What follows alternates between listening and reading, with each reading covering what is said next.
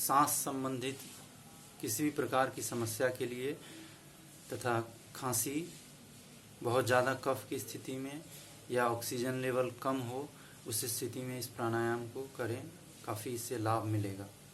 तो सबसे पहले शुरुआत करते हैं।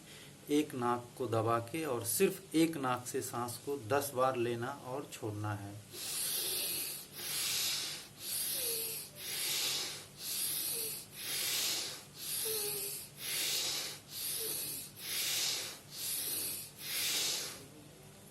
फिर दूसरी तरफ से फिर एक तरफ को बंद करके और राइट को खोल के और लेफ्ट को बंद करके फिर इधर से भी 10 बार।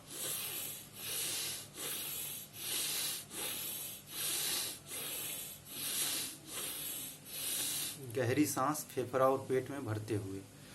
एक ये हो गया। अब दूसरा प्राणायाम है। इसमें क्या है कि लेफ्ट से लेना है, दाहिने बाएं से, और राइट से छोड़ना है। लेफ्ट से लेना है और राइट से छोड़ना है। ये भी 10 बार एक तरफ से।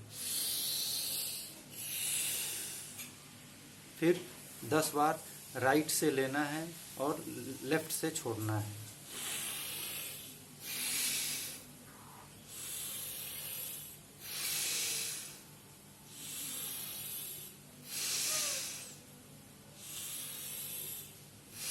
गहरी सांस पेट और फेफड़ा को फैलाव करते हुए पूरा सांस लें और पूरा सांस छोड़े। तो 2 स्टेप हो गए। एक तो हो गया आपका एक एक नाक से 10 बार।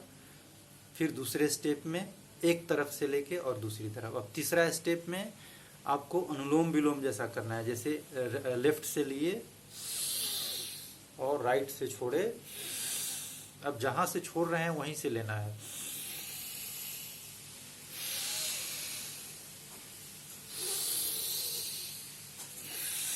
जहां से छोड़ रहे हैं वहीं से ले रहे हैं।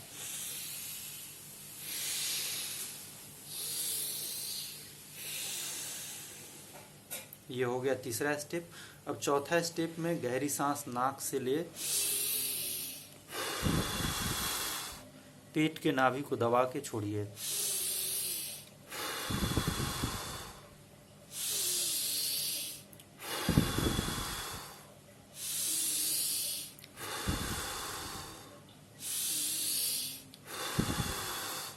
पूरा नाक से लेना है, मुंह से छोड़ना है।